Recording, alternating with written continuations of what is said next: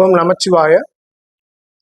நம்ம இந்த பதிவுல கண்டாந்தர நட்சத்திரத்தில் நிற்கக்கூடிய கிரகங்கள் எவ்விதமான பலன் தரும் அப்படிங்கிறத பத்தி ஒரு சிறிய விஷயமாக இப்ப சமீபத்துல நம்ம பாத்தீங்கன்னாக்கா பார்த்த ஜாதகத்துக்கான நிலையை பத்தி தான் இங்க சொல்ல போறோம். அப்படின்றப்போ இந்த ஜாதகதாருக்கு கும்ப லக்ன ஜாதகதாரர் லக்னத்துக்கு 7ஆம் இடமான கலஸ்திர ஸ்தான அதிபதினு சொல்லக்கூடிய கலஸ்திர காரகன் இல்ல கலஸ்திர ஸ்தானாதிபதினு சொல்லக்கூடியவர் பாத்தீங்கன்னாக்கா அவரு 7ஆம் இடத்தில் அதே ஆட்சி பெற்ற சிம்மத்திலேயே பாத்தீங்கன்னா ஆட்சி பெற்று அவர் என்னன்னாக்கா கண்டாந்தர நட்சத்திரம் சொல்லக்கூடிய மகம் நட்சத்திரம் 1ஆம் பாதத்துல இருக்காரு. அப்ப மகம் நட்சத்திரம் 1ஆம் பாதத்துல இருக்காரு அப்படிங்கும் போது பாத்தீங்கன்னாக்கா அது பித்ரு சாபமாக எடுத்துக்கொள்ளப்படுதுங்க. அதே நேரத்துல கலஸ்திர காரகன் அப்படின்னு சொல்லக்கூடியவர் சுக்கிரன்.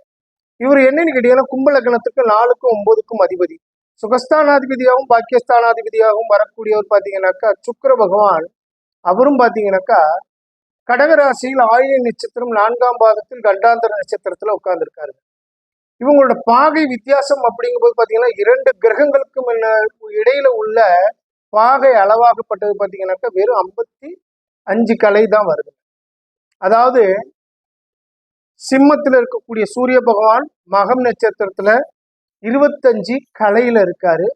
அதே நேரத்துல சுக்கிர பகவான் ஆயில்யம் நட்சத்திரத்துல 29.29 கலையில இருக்கு. 29 பாகை 29 கலையில. இது போல இருக்கக்கூடிய ஜாதகத்துக்கு திருமணத்தை செஞ்சு வச்சுட்டாங்க. இது 10 பொருத்தம்ன்றது ஒண்ணு பார்த்து செஞ்சு வச்சாச்சு. ஆனா இந்த ஜாதகருக்கு பாத்தீங்கன்னாக்கா இல்லறத்தின் மீது ஈடுபாடு இல்லை, இல்லறத்தின் மீது நாட்டம் இல்லை. அதே நேரத்துல இந்த ஜாதகருக்கு கலஸ்திர ஸ்தானாதிபதியும் கண்டாந்தர நட்சத்திரம், கலஸ்திர காரகன் சொல்லக்கூடிய ஆணுக்கு கலஸ்திர காரகனாக சொல்லக்கூடிய சுக்கிர பகவான் அவரும் கண்டாந்தர நட்சத்திரத்துல. இதுல என்னன்னு கேட்டீங்கன்னா மகம் நட்சத்திரத்துல இருக்கக்கூடிய கிரகங்கள் பித்ரு சாபத்தையும், ஆயில்ய நட்சத்திரத்துல பாத்தீங்கன்னா 4ஆம் பாதத்துல இருக்கக்கூடிய கிரகங்கள் பாத்தீங்கன்னா விதவை சாபத்தையும் சொல்லுது. அதனால இந்த ஜாதகருக்கு பாத்தீங்கன்னா திருமண வாழ்வில் இல்லறத்தில் தாம்பத்திய சுகத்தில் ஈடுபாடு இல்லாமையும், அதே நேரத்தில் எந்த விதமான சுகபோகங்கள் அனுபவிக்கக்கூடிய வாய்ப்புகளும் இல்லாமல் திருமண வாழ்வு நடந்து முறிவு ஏற்படக்கூடிய கட்டாயத்தை ஏற்படுது.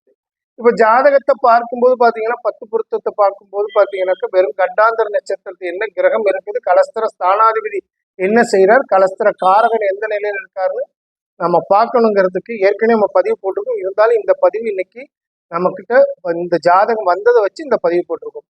இதனால ஜாதகம் பொருத்தம் பார்க்கும் நல்ல விதமாக பார்க்கும். ஓம் நமச்சிவாய. வாழ்க வளமுடன்.